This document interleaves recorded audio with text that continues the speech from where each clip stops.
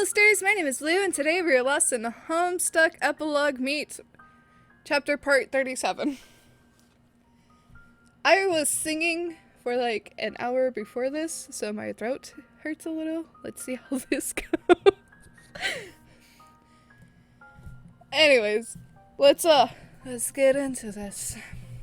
We make a quick stop back at Rose's apartment. She understandably wants to pack a few things before we leave this planet forever. Not a whole lot, mind you. It's not like she'll be needing many clothes from now on. Oh, come on. Can we keep our minds out of the gutter for more than 2 fucking seconds? That's not what I meant. She'll have to leave her current body soon if she's going to survive the absolute realization of her ultimate self. The new body I've made for her won't have much use for her usual ensembles. That's all I'm saying. Do you really need all of this crap? Rose is sprawled out on her bed, resting. It's pretty much all she can bring herself to do these days, but in spite of her physically incapacitated state, her stare tracks me intently as I root through her belongings at her behest. No, I don't need it, but I'd like to have it, some of it, just the important things, the memories that matter most. We're going to make new memories. We have countless millennia ahead of us. An entire breadth of infinity. The past 7 years on this planet are cosmically irrelevant. When we get where we're going, you won't even want to remember this benighted rock anymore. Okay. Can we just... Does Kanaya know that her wife is leaving? Has Rose told Kanaya that she's leaving? Is Rose really just leaving Kanaya willingly?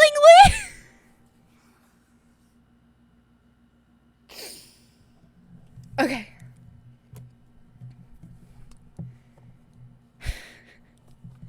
Rose opens her mouth to launch into what surely would lead into a belabored and cynical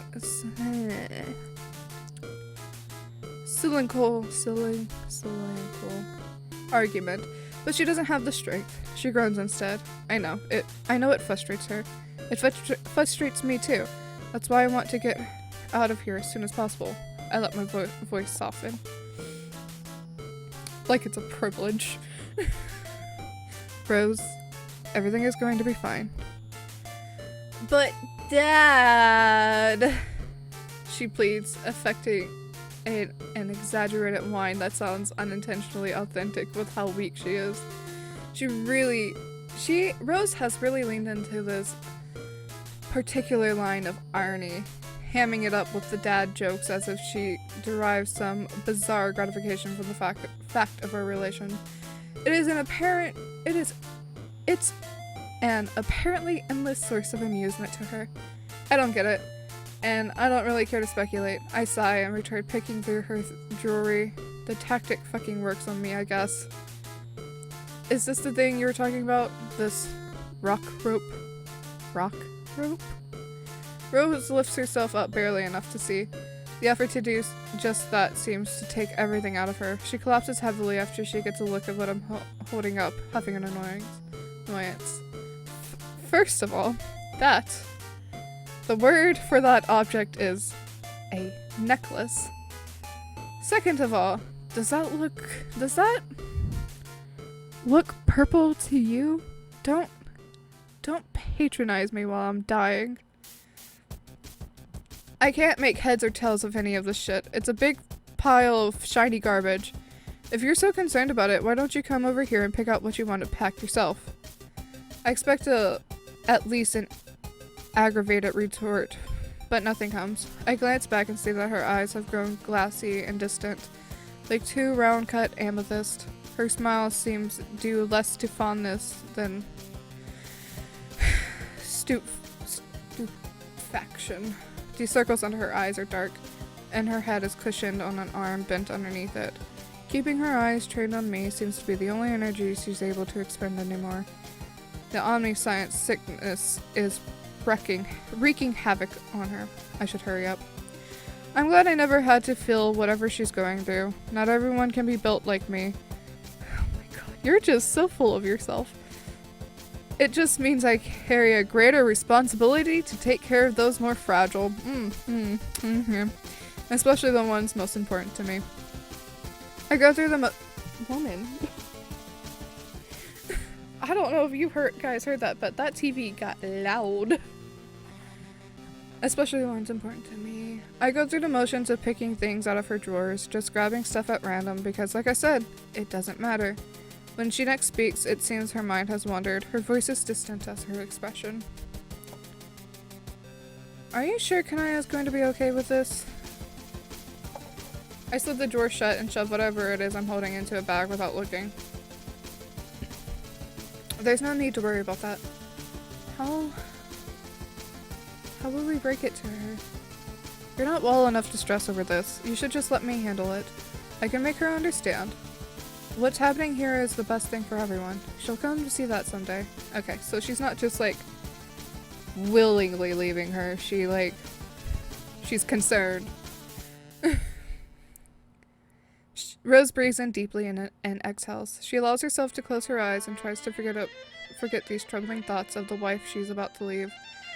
Speaking of which, Kanaya is on her way back to the apartment. She's blocks away, frantically running in the direction of this building. She's a pretty fast runner, but she'll have to run faster than that if she wants to burst in here and cause a scene before we go. She senses she isn't going to make it up here in time, and slows to a stop. Takes a moment to consider how she's going to play this. She's beside herself with rage. Her phone is out, poised to call someone, probably me, but she needs to gather her thoughts and figure out what to say. She knows she's been played by now. She's sure of it, and so has to think of exactly what she can say to stop me from this. Say to me to stop this from happening. Goddamn brain. Or, if nothing else, delay it long enough to force a confrontation. At least these are all the things she's telling herself right now. They're only thoughts, after all. Things she decides to believe after neurotically parsing certain patterns of behavior from me and her wife.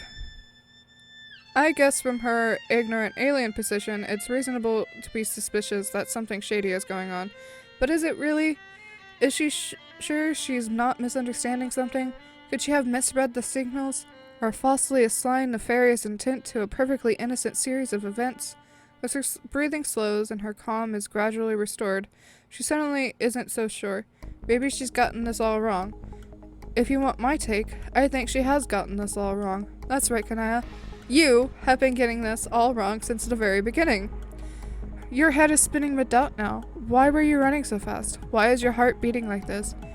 You find a nearby bench on the sidewalk and sit down to really reflect on this, to question everything you've been getting so worked up over.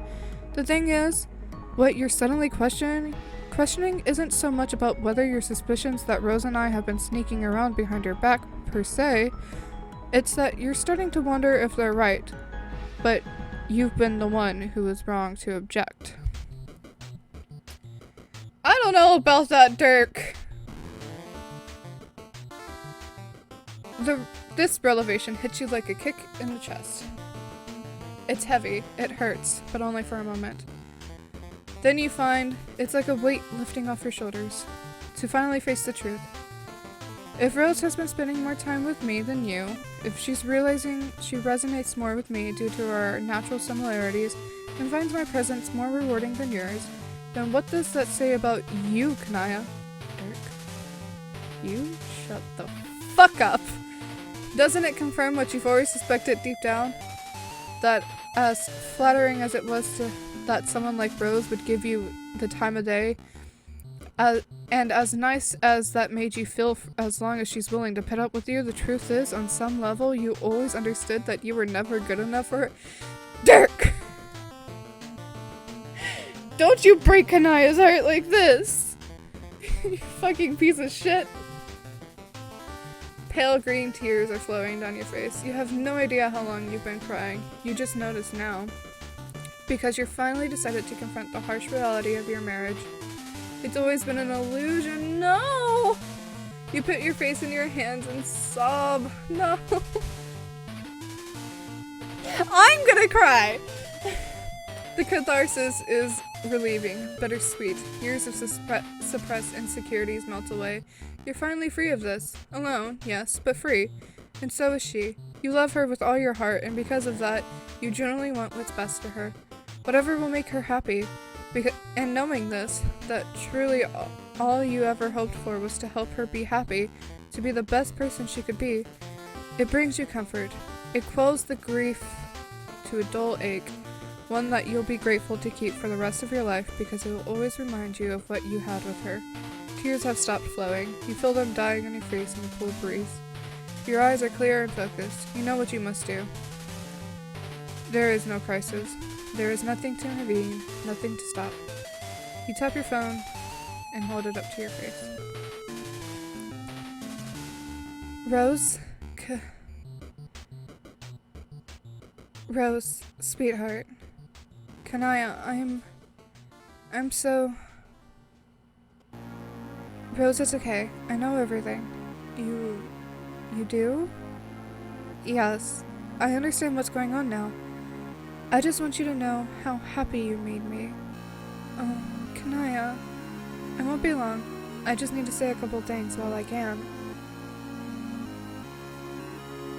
Before I get too emotional about this. I finally get it. I know you and he belong together. I really hope you will be both happy. You will both be happy. Wherever you're going and whatever you decide to do, I will always be thinking of you and be grateful for the life we had together. Don't do this to me.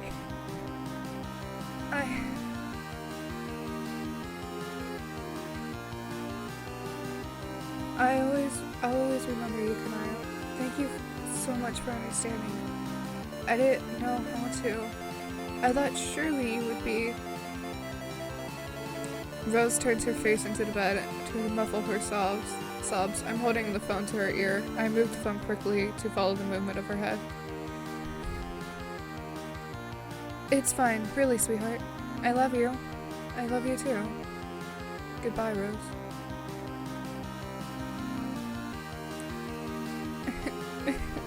No. I don't like this. I don't like this at all. Before Kanaya hangs up, I quickly bring the phone to my ear and say a few words. A few words? You mean like a whole paragraph of words? Kanaya, thanks for getting in touch before we take off. We both really appreciate that. Sure. I'll take very good care of her, I promise. Thank you, Dick. Hey, one last thing. Before you head back to the Brooding Caverns or whatever, can you do me a favor? Of course. You probably heard by now that Jade is sick and coma or something. She's in the hospital. Yes. I have an antidote for that. Medicine of sorts. If you give it to her, it should wake her up almost immediately. I left it here on the counter in your apartment. You can pick it up and bring it to her at your leisure. I see. Yes, I'll do that. Awesome. Well, later. I hang up and toss the phone on the floor. She'll be here soon, so it's time to wrap this up. Rose is exhausted, emotionally, physically, the works. She's nodding off but struggling to stay awake. She doesn't want to miss anything important, but there's nothing left to do here. There's no reason to put any more strain on her than necessary. I pull out a syringe full of the same stuff as usual. Worked wonders on Jake, then Jade. Should knock Rose out well enough for the long ride ahead. I inject it in her arm, and her head drops down almost instantly. I pick her up and carry her like a sleeping princess. It slips my mind to bring along her bag of stuff. I walk to the sliding glass door, open it, and we fly away.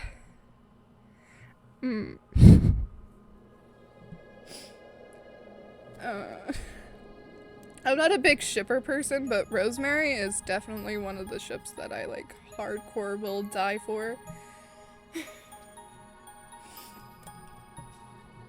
But before we get completely out of Dodge, there's one more trifling matter I've been meaning to take care of.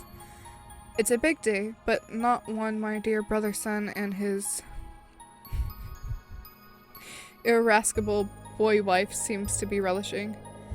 Dave and Carcat are both squatting in their shameful bunker of defeat, all the curtains drawn shut so that the sunlight cannot disturb an atmosphere that was carefully cultivated to facilitate their sourpuss moping. The only illumination is emitting from the television screen, which broadcasts the bright and sunny scene of Jane's inauguration. She stands at a podium in front of a crowd of thousands of her adoring fans and subjects, belting out one killer speech. I wrote it, so you know it's good. But the mood here is heavy.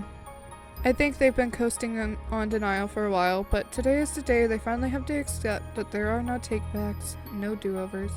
Jane is president, and that's that. Carcat's all balled up on the couch as he stares hatefully at the televised production. He doesn't look up when Dave walks back into the room carrying 2 massive bottles of liquor. Hey, wanna get drunk? Huh? I went and got all this fucking booze. You got booze. Yeah, check it. You actually went and got it. Like, you literally left the house and exchanged currency with a real-life person to obtain alcohol. Yeah, I walked into the boozery all pigeon-toed and embarrassed, like some fucking hooch noob. Was all like, yo, what's the most pathetic thing you've got to drink yourself to death with? The boozery passed right by the wine, the box wine, the bag wine, the shots they put on those little blister packs by the register, the wine in the little sippy cups with the disposable plastic straws like juice for fucking babies. I made the last one up. I don't actually know anything about alcohol. Anyways, 2 plastic soda bottles of vodka cooler seem to be about where we're at right now. I think that's what this is anyways. I don't really care as long as it gets the job done. I've decided I'm an alcoholic now. Dave, no! Dave, I had more faith in you! I've always found inebriation to be distasteful, really. Never understood the personal appeal of it. And after seeing how indelicately its effects have touched the other members of our family, I can't help but feel like it's a waste of everybody's fucking time. I'd have half the mind to tell him to dump it all in the sink if I weren't cutting it down to the wire as it is. But you know what? Go the fuck ahead, bro.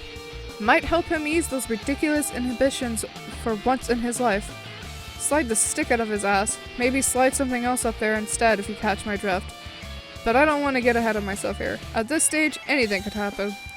Dave sits beside Carcat on the couch and sets alcohol down on the table in front of him. He sinks heavily into the cushioning with a sigh. Have you now? Yeah. It's never too late to develop a substance abuse problem. I've been thinking about it for a while, and it seems like it's only the time for me to finally get on the wagon of not being on the wagon. That's really great, Dave. Thanks. Anyways, how's the inauguration? You having a good time dwelling on every tiny little factor that cumulatively led to our electoral defeat? And how if one thing had been different, it would have been us up there? Ugh. You and I both know nothing mattered in that campaign but Jake's fucking speech. Yeah.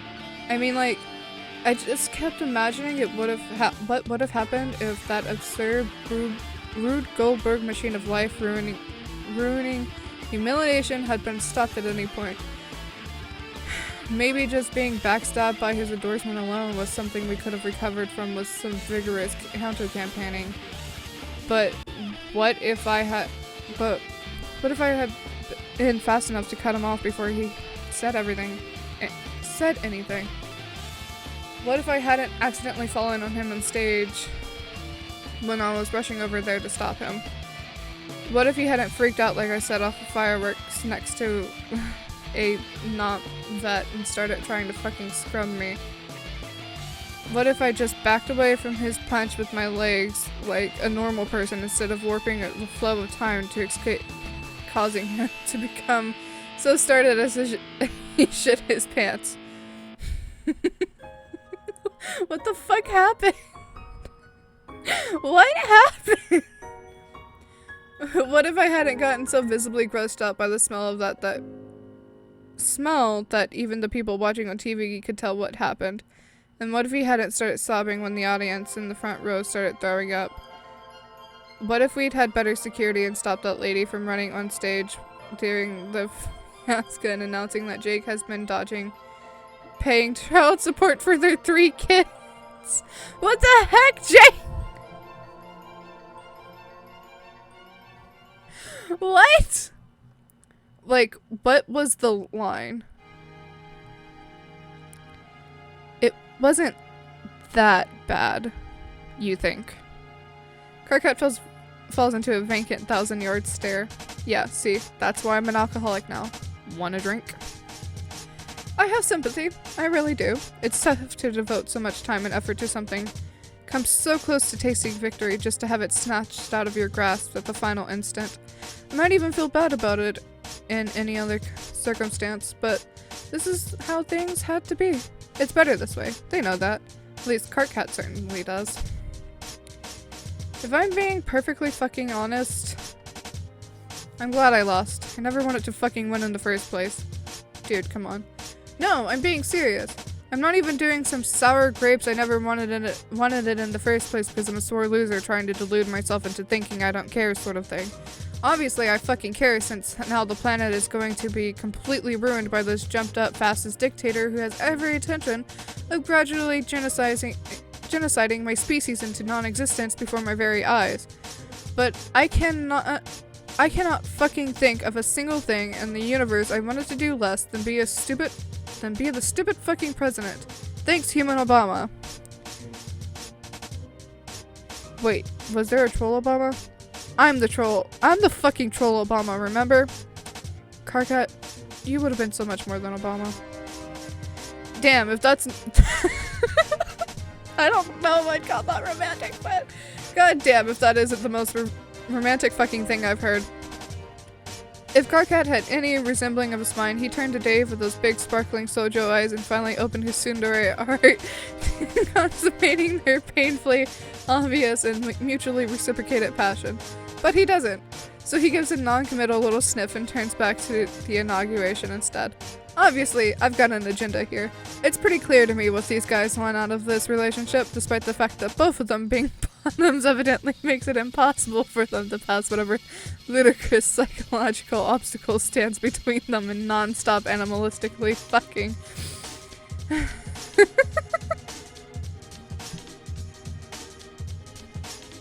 What the fuck? I've let it go on like this for long enough. The Stooges clearly need some help. I could insist that they just fucking go for it already, using the methods available to me. I'd rather not. There are certain boundaries I'm not inclined to cross, primarily in service to those emotional integrity of my friends' respective personal arcs. But little moments like this don't mean anything if they're coming from me, do they?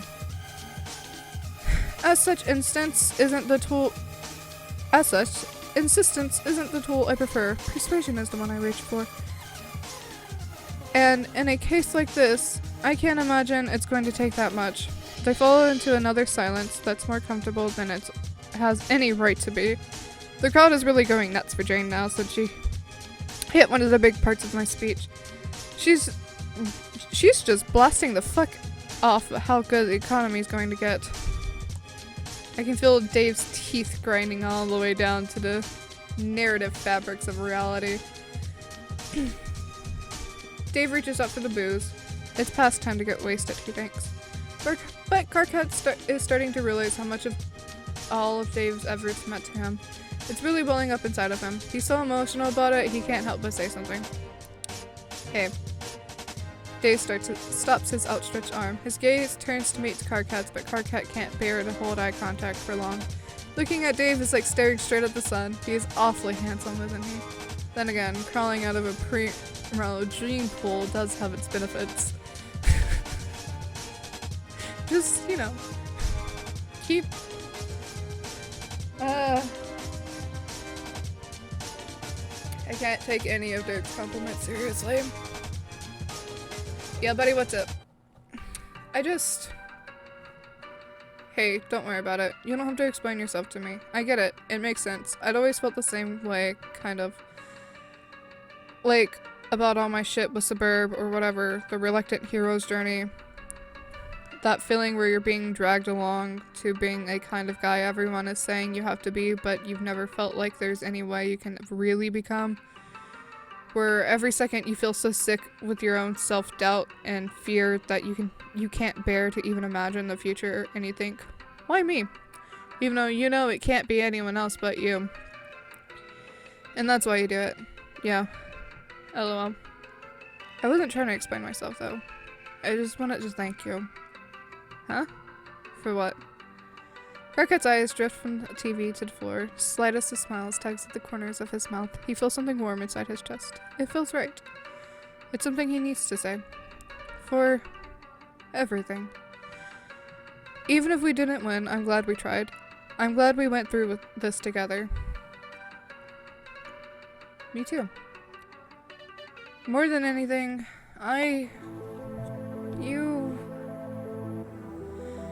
You believe in me in a way nobody ever has before. I'm more than I've ever been able to believe in myself. And I've never really felt like this before. Felt like what? I mean, like, you know, it's not like I've never had friends before, people I care about, but when people tell me they care about me on some level, it's hard for me to really buy it. They can list whatever justifications they have for liking me, and it all feels like bullshit. It's like, are you fucking kidding me? You can't really expect me to believe you seriously think it's about me. Nah. It's like, are you fucking kidding me? You can't really expect me to believe you seriously think this about me. There's no way you actually see me that way. You just feel bad for me, and you're talking down to me like I'm some sort of pathetic wriggler who needs to be coddled. Or you're just imagining I'm whatever way you wish I would be. Some person who's better and smarter and stronger and kinder and more valuable than the person I really am. I can never understand why anyone I care about would ever waste their fucking time on me. But with you? Karkat draws a breath and curls up on himself. His instinct is to pull back, but he's fighting it now. He needs to see this one through to the end. But with you, it makes sense, I guess. When you say something nice to me, I'm like, yeah, okay. That's comprehensible. I see how you get from point A to point B. I can know you the way I do and think about who you are, and I can understand why you'd want someone like me beside you. I don't have to wonder what's missing. You're on my level and I'm on yours. I believe that you see me in front of you the way I actually am, for better or worse, and still like me anyway. So even though it's still hard for me to believe in myself a lot of the time, I believe in you, so I don't need it. Oh god, it's gonna be this line. So what you're saying is you believe in me who believes in you. Dave, please. Yeah, kind of. Fuck man, that's kinda deep. I know.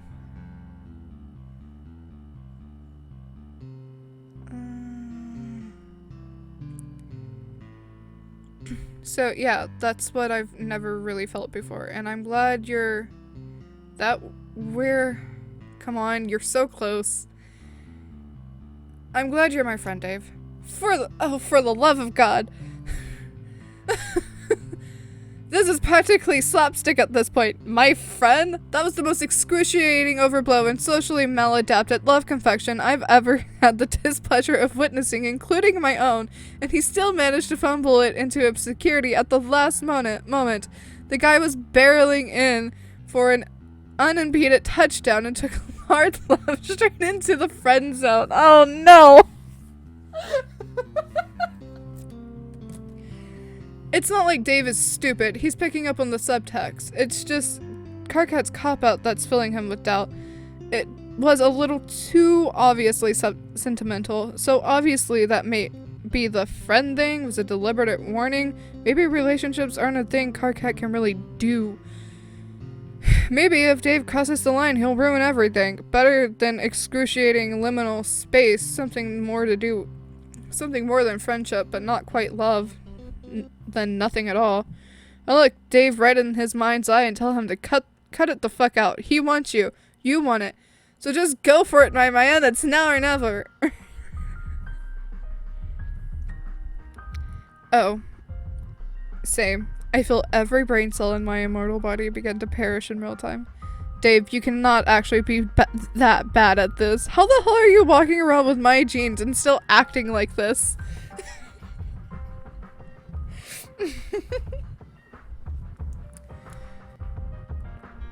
Look. Still acting like this. So... Look, even if you can manage to top this guy, you've got it easy, dude. He's gonna open up for you like you just rolled up on a Denny's at 3 a.m. with the boys in a Groupon. You can do this right here on the couch if you want it. Dave scrunches up his face like he's a little constipated. Okay, maybe I'm getting a bit worked up. I need to dial it back. Is something wrong? Huh? No, sorry, I just had an absolutely insane train of thought that kind of sent me for a loop. What? No, it's extremely better that I don't tell you. I kind of forgot what we were talking about because it was so awful. We were talking about Karkat's feelings. He just dropped some touching ass bomb about believing in you, believing in him, or whatever. You should really get to the root of where this is all coming from. Oh, right. Yeah. All that shit you said about us being friends on the same level or whatever. Yeah, I feel the same way, basically. Or like, well... What? I'm not sure that I, like... Go on. I'm kind of getting the feeling that maybe there's a level to what we're thinking that isn't entirely coming across in words. And since we don't have the right words, we aren't getting to the right actions either. What are you talking about? Like, maybe we feel the same way about certain things, but what we're saying and what we're feeling, maybe those aren't exactly the same thing. And maybe we should what? Maybe it's time to talk about that? Well, I guess that this is progress? That? Yeah, like, how when you say friends, what does that mean? Yeah, but is that it? Just friends? Karkat looks like a deer caught in headlights. Of course not. You're my best friend. God, I feel this on a deep level. I feel called out. Oh. I see. I've literally been decapitated, and that was less unbearable than this. I don't understand it. I want you to be happy, man. Can't you say anything easy can't you make anything easy for yourself? This is Dave motherfucking Strider Dirk. No, he can't. And then he's with Karkat, who is equally as obnoxious and not making things easy for himself. Well, okay then. Whatever. I kinda don't have time for this shit. The gloves are coming off. The anime ninja training weights are history. Time to get down to business. You look into Karkat's eyes. You see that? Twinkle? That's devotion, you unbelievably dense neuron of dense neutron star of dumb shit. It's sparkling like a visit from your fairy fucking godmother. That shit is pure and true. A supernova of all your hopes and dreams swirling together like a radically effervescing kaleidoscope of more hot boy peckers than you can ever imagine. What the fuck is this? Dave. But you aren't imagining any peckers other than the one right in front of you. Karkat's probably quite No, don't make me read that out loud! It sounded like I just spiked my mic, and I am so sorry. Woo! Okay, because we're reading this. Karkat's probably quite modest and feminine alien penis is the only one you've thought about in years. Suddenly you can't even comprehend how it is you've gone so long without kissing him. You want to so badly. It would be so easy. We know he wouldn't turn you away. Karkat,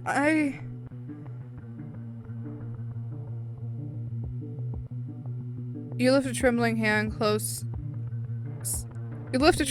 and slowly close the scant distance between you and brush your thumb across Karkat's cheeks. Cheese, apparently. Okay. Cheek. He freezes in place, terrified.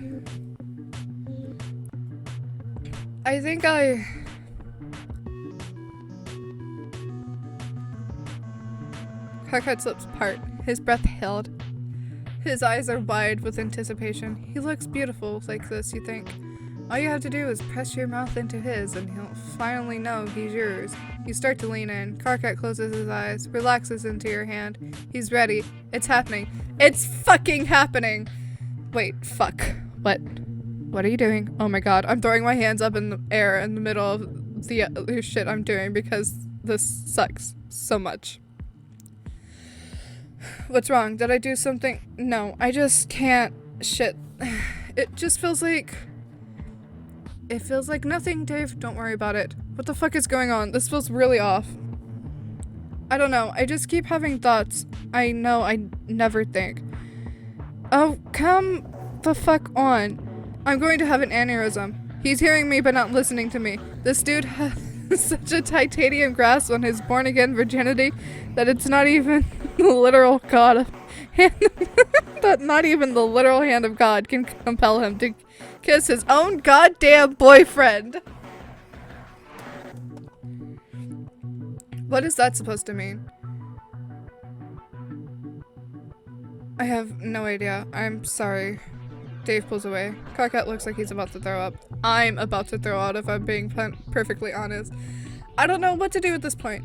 He doesn't know it's me, but he's fighting my influence with every ounce of strength he's got. If I push any further, things could get messy. Big word. Epistemologically speaking, I could try more of a backdoor approach and nudge them towards the sauce, but I don't know if even that would help at this stage. And my timetable for direct physical intervention is fairly limited. I take a deep breath and get myself under control. My light psychological intrusions may have only made things worse. I invested as I am in the outcome of this encounter. I know forcing their hand would be a mistake. If Dave passes that threshold, not of his own will, it'll be a hollow victory anyways. There's nothing I can do but settle down, step back, and trust my boy to bring it home. The gears are turning in Dave's head. He knows he stands at a precipice, and what he decides here could mean anything. Maybe that forced kiss seems wrong, but he knows what he feels doesn't. He can't deny that, and he can't just forget the fact that he went for it. Karkat wasn't pulling away. At the end of the day, he knows what the truth is. Really, he always has. So what are you gonna do about it, Dave? This time, it's really up to you. Dave meets Karkat's eyes in a rare moment of clarity, and then, I think, that they both finally realize what's been obvious to everyone else all along. With a measured motion, Dave pulls his shades off his face. If Karkat was stunned before, he's even more stunned now. The privilege of a starter eye moment is the most earth-shattering experience a young man will ever have in his life. For once, neither of them have anything stupid to say. All they have is an electric connection that is no longer possible to ignore. Dave brings his hand back up to Karkat's cheek in a gesture much more confident than the last. He's not rushing anything this time. He's only doing what feels right, taking it each second at a time. Karkat's tension begins to dissipate from his body in stages. His stiff shoulders drop. His guarded expression relaxes. And when he covers Dave's hand with his own, he's not shaking at all.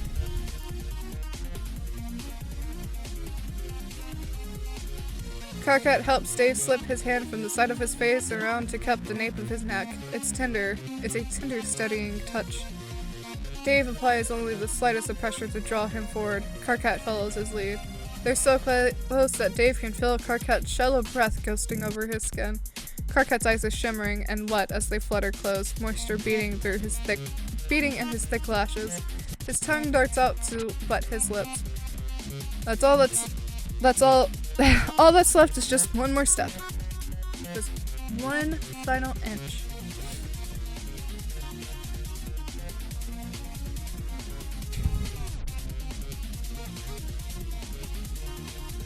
Sorry, I read ahead. Don't do that. They both move to close the distance at the same time. There's a second where both of them freeze like that. Still, the intimate contact, nothing but the warmth of each other's body and the dawning realization of a significant boundary crossed. Dave draws in a sharp breath and lets his lips part. Just a little more. That's it. Yes. Wait, Dave, don't linger. Some lines of stress appear on his face. He's struggling with something. No, Dave, don't fucking do this. He's grinding his teeth and putting both hands up to his temples. Beads of sweat dot on his brow. It's so fucking unreal. Holy shit, Dave, if you so much as get the fuck out of my head and let me just do this myself. Ooh. Honestly, I was waiting for that. Dude, come here. Oh. Oh my god. He just fucking, wow. Dave lunges forward and kisses Karkat directly on the mouth. It's like a dam has burst. Neither of them hold back anything. Now, don't describe it. Don't do it. Don't do this. Don't do this. Neither of them can hold anything back now, even if they wanted to. It's like, goddamn, I'm sorry. I'm blowing the description here. I'm missing a lot of good shit. It just caught me so off guard. Dave, my dude, I'm so proud of you. Okay, I can do this. I fucking need to do this justice. Cracks the motherfucking knuckles of a yaoi putting it's down to business. Don't do this, Dirk.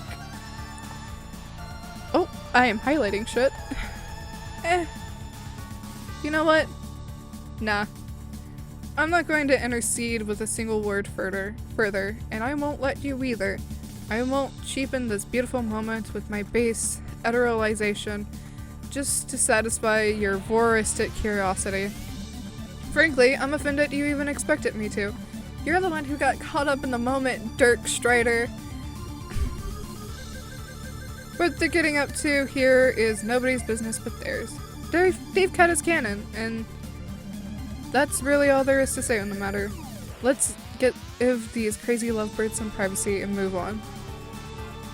It has been 43 minutes. And I'm gonna leave y'all off on the Dave Cat chapter. Because I don't know if I can take any more of this insanity. Oh, we're so close to the end. And then we have Candy. God.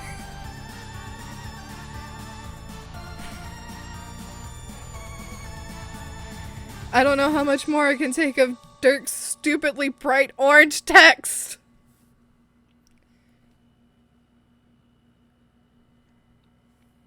I could probably just highlight it all, but I don't want to annoy the shit out of everyone, so I'm not gonna do that. Anyways. Dave Cat, y'all. And like, we went from breakup to intense makeout. That's, okay. Alright. That's it for today's stories. If you liked the video, please give it a like and subscribe if you haven't already to join our wonderful galaxy. Comment down below and I'll get back to you in some way or another. And I will see you for our next adventure. Remember, we're all made of the same cosmic dust, so be nice. Kate, love you, bye!